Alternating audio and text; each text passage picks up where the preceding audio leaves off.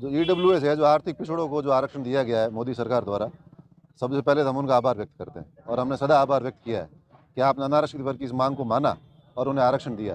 तो जो आरक्षण में जो विसंगतियां हैं, उनके कारण जो गरीब व्यक्ति है उनको वास्तविक लाभ नहीं मिल पा रहा। तो विसंगतियां ये है कि जो 5 एकड़ जमीन की शर्त है, अब जिसके पास 5 एकड़ जमीन है उसको ये लाभ नहीं मिलेगा। अब 5 एकड़ का मतलब लगभग 12 बीघा जमीन होगी।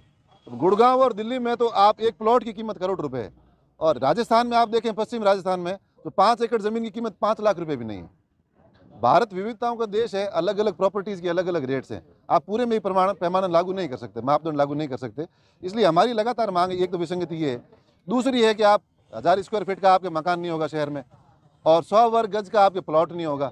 अब ये ऐसी शर्तें हैं जिनके कारण जो ग्रामीण क्षेत्र का बच्चा है, विद्यार्थी है, उसको इस आरक्षण का लाभ नहीं मिल रहा। और महिलाओं के लिए जो सर्टिफिकेट बनते हैं उसके ससुराल का भी साथ में जुड़ता है और पीयर की इनकम भी साथ में जुड़ती है। और जो परिवार की इकाई है उसमें उसके माँ बाप, भाई बहन, अविवाहित भाई बहन सभी शामिल हैं। ये तमाम विसंगतियां हैं, इनको लेकर श्री छात्र प्रसाद फाउंडेशन लगातार संघर्षरत है। 2019 से लेकर हम लोग काम कर रहे हैं। हमने एमएलए को बोला, सहमति पत्र लिए, हमने भाजपा के सभी एमपी से सहमति पत्र लिए, विधानसभा में मुद्दा उठा है, लोकसभा में मुद्दा उठा है। और जो वीरेंद्र कुमार हैं, इनके सामाजिक न्याय और कल्याण मंत्री, उन्हें हम गजेंद्र सिंह शेखावत के मार्फत मिले हैं। प्रधानमंत्री मोदी जी तक 2 बार बात पहुंची। अभी जन्म शताब्दी वर्ष हुआ दिल्ली में, वहाँ उन हजारों की भीड़ के सामने महावीर सिंह सरवड़ी ने कहा कि ये बहुत बड़ा मुद्दा है, आप इसे समझें, इस बात की तकलीफ को समझें। ये राजस्थान का मुद्दा नहीं, ये पूरे भारत की मांग है। और जो गरीब पिछड़ा व्यक्ति है वो इससे बहुत पीड़ित है, इसे आप इग्नोर नहीं कर सकते। और जन जन की आवाज़ है, आप इसको समझें। और जब आपने दे ही दिया है, 10% जब आप दे ही चुके हैं, तो फिर दिक्कत कहाँ आ रही? उसी के अंदर तो सरलीकरण मांग रहे हैं। इससे किसी को आपत्ति नहीं, किसी समाज, किसी धर्म, किसी वर्ग, किसी को कोई आपत्ति नहीं है। आपको सरलीकरण करना चाहिए। और हम ये बराबर कह रहे हैं, बार बार बोल रहे हैं कि राजपूत है, लगातार भाजपा कोर वोट बैंक रहा है। और 2018 में हमने कहा कमल का फूल हमारी भूल, तो हमने सरकार गिराई। 2023 में बात सही बनी, आपने हमें 26 टिकट दी, हम 16 जीत के आए। 70% हमारी जीत का प्रतिशत है। कांग्रेस ने हमें 13 टिकट दिए, उसमें से मात्र 1 विधायक जीत के आता है। 90% वोट हम भाजपा को देते हैं, लगातार दे रहे हैं। इस शहरी पार्टी को गांव गांव ढाणी ढाणी हमने पहुंचाया है।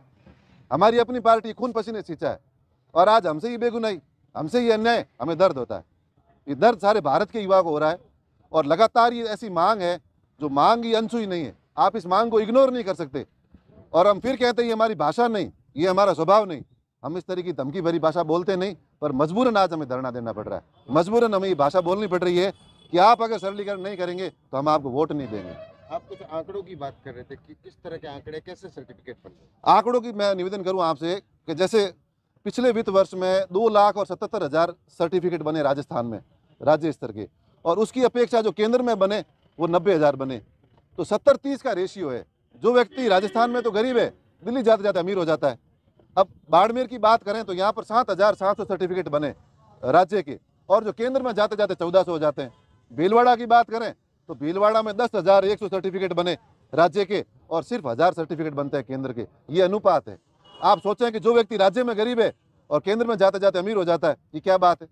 ये तमाम विसंगतियां हैं, इन्हें हम दूर करने की लगातार मांग कर रहे हैं। इसको लेकर फाउंडेशन आज भाजपा के जिला कार्यालय पर धरना दे रहा है। ऐसे धरने राजस्थान पूरे में होंगे, उत्तर प्रदेश पूरे में होंगे, मध्य प्रदेश पूरे में होंगे, और केंद्रीय दिल्ली में होंगे।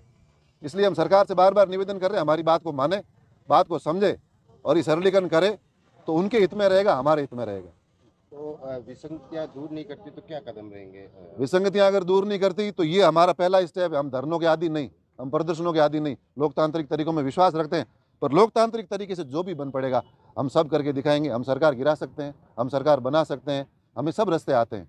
राजपूत सदा सदा सदियों इस संसार पे शासन किया है, हम रास्ते सारे जानते हैं। बस मर्यादा में रहते हैं, हमारी मर्यादाएं बनी रहे, वरना आंदोलन भी होंगे, धरने प्रदर्शन भी होंगे, सारी जिम्मेदारियां सरकार की रहेंगी।